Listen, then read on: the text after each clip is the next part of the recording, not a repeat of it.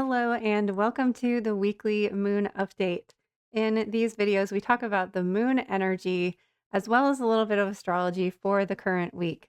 In this video's case, we are talking about the week of December 2nd through December 8th.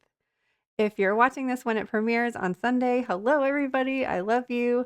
If you're not watching this on Sunday, there are always timestamps in the description box below so that you can jump around to whatever part of the week that you're watching, or if you need to like rewatch something throughout the week, those are always there for you. So last week we had our new moon in Sagittarius, and we also had the start of Mercury retrograde. And this week we have the Mars retrograde that I am so not looking forward to. However, there is one good thing that is going to come out of December, and that's Neptune is going direct December 7th, which is right after Mars goes retrograde. So I'm really holding on to Neptune and my dreams, and I think that you should too. So let's jump into this waxing crescent moon week.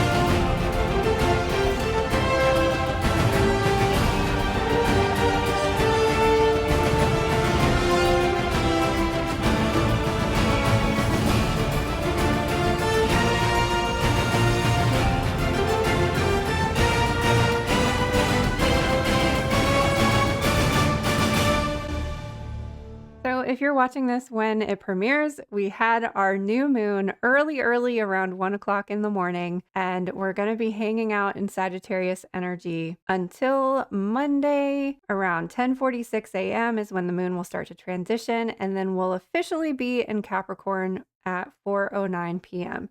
So we're going to kind of be in this in-between area on Monday, and we're also technically in that kind of new moon energy still on Monday morning. So, kind of a slow start to this week, but Capricorn is really good at like picking up where you left off and heading towards that goal no matter what the case. Capricorn gets us through the darkest, coldest days of winter. So when we shift into that Capricorn energy Monday afternoon, I think it'll help kind of get your week going. And then we'll be in Capricorn energy for all day Tuesday and most of Wednesday as well, because we won't start to transition into Aquarius until early evening, and will officially be in Aquarius 11:21 p.m. So you're not really going to be feeling that Aquarius energy until Thursday. And when we do finally move into that Aquarius energy, I think it's going to be really important to kind of like tap into that air energy, that wisdom and that knowledge and that fresh new way of thinking. Aquarius season is the end of January, beginning of February. So it's after we've started the new year, we've started our New Year's intentions, we've started like making our way into this new year.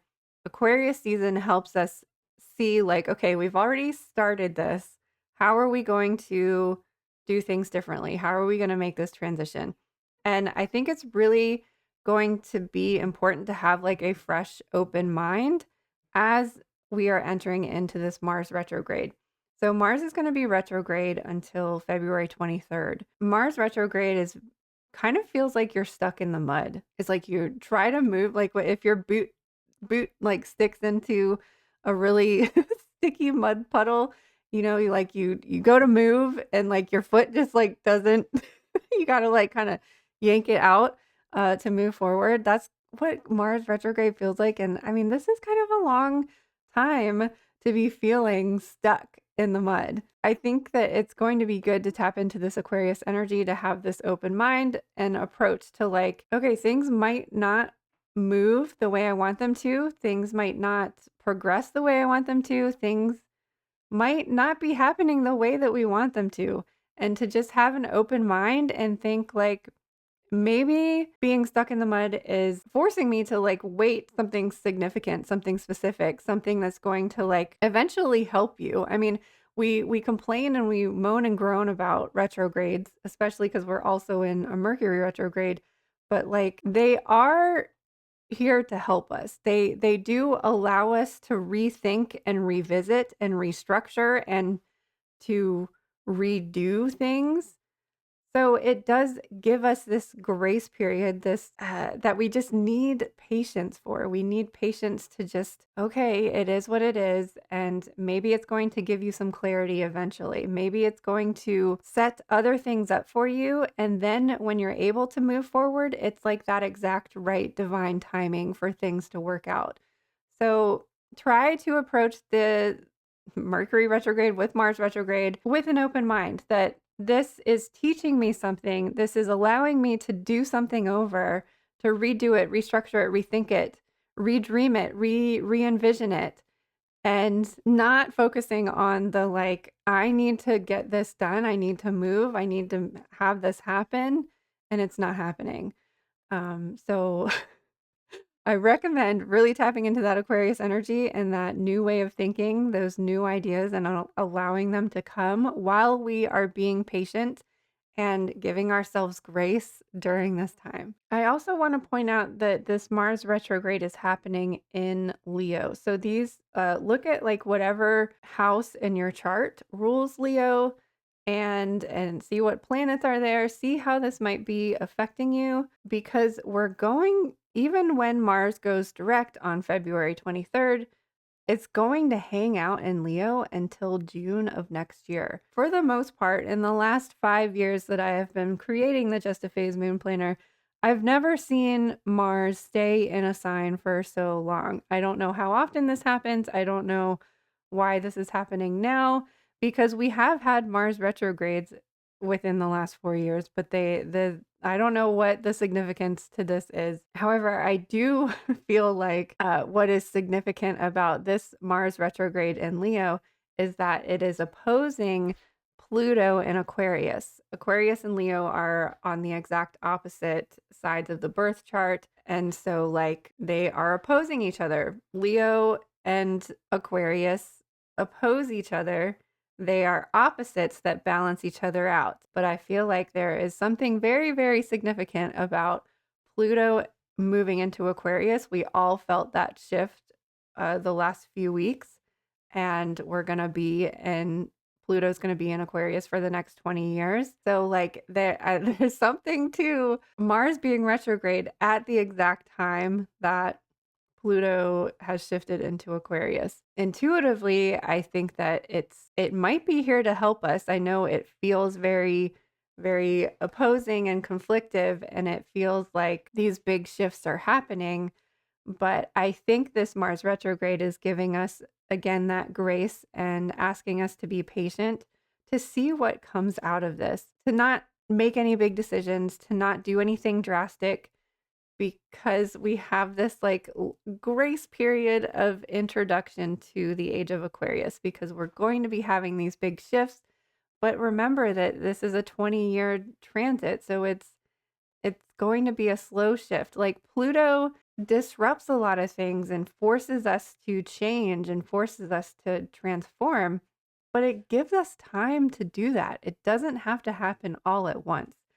So with Mars slowing things down, it's in a way kind of easing us into this transformation, into this new age, the age of Aquarius that we have like all been waiting for, and that we've all probably came here in this timeline for this specific event. So, enough about things going backwards and learning hard lessons and transforming. On Saturday, oh, interesting, right as we move into Pisces at 4:49 a.m., Neptune is also going direct in Pisces. So Neptune is the sign of dreams and subconscious energy, and Pisces is the sign of dreams and subconscious energies. So that is why I am calling the month of December the dreamy elf dreamy elf December, because I feel like this is all we got. If we're not communicating accurately and correctly with Mercury retrograde, and if we're stuck in the mud with Mars retrograde, then why not just lay there and dream the biggest dreams your heart ever could even imagine or desire, and focus on that. I'm all for pretending and imagining and dreaming and living here in Wonderland. So dream a little dream for this month. I'm going to focus on Neptune. Neptune's a really big ruler. Neptune is the ruler of my chart because I'm in Pisces rising. So Neptune is a very much a big part of who I am. So that's what I'm choosing to focus on. And I mean, we have the holidays coming up. Things are hectic and crazy and busy. Why not dream? Dream, dream, dream. Just keep dreaming. Dream about what you want to do next year. Dream about what you want for Christmas. Make wishes. Dress up as an elf and annoy the heck out of your coworkers by throwing candy canes at them. I don't know. Like, be silly, be playful, and that's my advice. That's the official Priestess of Wonderland advice. Be a dreamy little elf for the rest of this month. And so we'll be in Pisces. The moon will be in Pisces energy all day Saturday and all day Sunday. Then early in the morning, thank goodness, we are starting off next week with Aries, because I don't like starting off a week with Pisces. So Sunday brings us to the first quarter moon. So this is a half full moon or a half lit moon. So we've got really low energy to start off the week, but we're moving on up, and next week we're going to have our first quarter and waxing gibbous moon too, which is going to take us into our full moon at the very end of next week, our Gemini full moon. So more playful, dreamy elf energy with Gemini. And it's not just me telling you to be playful and childlike with this Neptune and Pisces thing. Our card is also telling us that same thing. We have lilac as our color goddess from the Color Goddess Casting Cards by Renee A. Birch. I love this deck so much. I always pull it out for Leo energy, so I pulled it out for the Mars Leo. I love this image here. This reminds me of Peter Pan chasing his shadow for some reason. So our color goddess is associated with lepidolite, which was actually our crystal from last week. The flowers are lilacs. The keywords are immaturity, innocence, and youth. So if that doesn't say playful elf, I don't know what does. So specific meanings are do something joyful that makes you feel young again. A child is or soon will play a part in this situation.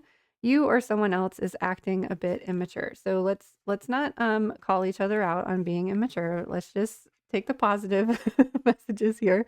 So the lilac goddess is youthful and playful and reminds us that no matter what comes up in our lives, we should always make time for simple fun.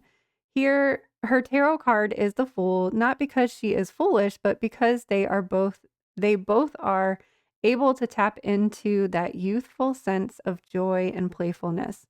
A lot of us lose this over the years. So this color card appears for you right now because you have possibly been too serious as of late. Lilac bushes are not subtle. The flowers are extremely aromatic and undeniable. Just like it is impossible to ignore a small child, it is impossible to ignore the call to return to that simpler, more joyful state that we so often seem to grow out of. One way to get there is to meditate, open that door, and imagine your adult self is greeting your child self, holding her hand. What would you tell her or him or them? What would they tell you? You can learn from one another in this realm where lilac blooms and mountains of lilac lepidolite rolls in the valleys. In this place are both children and adults running and playing as if they hadn't a care in the world. Doesn't that sound wonderful? Oh, so that's what happens when we go through this magical door right here, is that people are just frolicking in the fields. I don't know. I mean, I think that solidifies what I was just saying about letting Neptune, let your dreams or make your dreams go wild. So I almost thought that we had lepidolite again here, but we have charoite. Charoite is known as the warrior stone and promotes courage, optimism, and originality. It prompts insight on past, present, and future challenges, gently guiding you to your highest path. A crown chakra gem, it's perfect for spiritual evolution and integration. So if you're undergoing a time of transformation, expansion, and soul work, charoite will serve as your gemstone companion. The affirmation is, I welcome transformation with ease and grace. So that's exactly what I was saying. Maybe I don't have any charoite. Maybe I need to get some charoite. I really do feel like this description of charoite is kind of reiterating what I was saying about this Mars Pluto opposition easing us into this age of Aquarius, forcing us to slow down and just kind of like integrate and accept and allow for that transformation without actually taking any action yet. And our chakra card is a sacral chakra. Orange calcite is what they recommend, and the herb is calendula. Trust and surrender. Your fiery energy manifests in your expansive creativity. When you trust in your most authentic self, you are full of life and vibrant color. Surrender to your process and enjoy all that you birth into the world. Spend time in nature as a source of creative fuel. Even the flowers will speak to you about ideas for your expression if you let them. So, this kind of sounds like a really dreamy sacral chakra card, envisioning that flowers are speaking to you and giving you ideas. But I think the keywords here are always trust and surrender. Like I was saying, with having the Aquarius moon give you an open mind to approaching these retrogrades, to approaching the Pluto and Aquarius transition with an open mind and trusting that we're like moving in the direction that we're supposed to be going in. Trusting that whatever obstacles you're facing are to teach you something specific so that you can be successful and move forward in the future. So, I hope you had a wonderful new moon in Sagittarius this evening. If you're watching this live, I hope that you set your intentions, you pointed your arrow in the direction you needed to go, or at least allowed yourself to open up to see where your compass might be pulling you towards. I hope that you have a wonderful, playful week. I hope that you allow yourself to be open-minded and use the mantra, everything is awesome when you're encountering difficult situations, because the quicker we switch ourselves into that more positive mindset, the quicker we're going to like find more positive things on our path rather than obstacles or blockages. Get some charoite to work with. I think I actually might see see if I can find some and get some. It's been calling me for some time, and maybe now's the time to get it. So thank you so much for watching again. I can't wait to see you on the other side of the looking glass again sometime soon.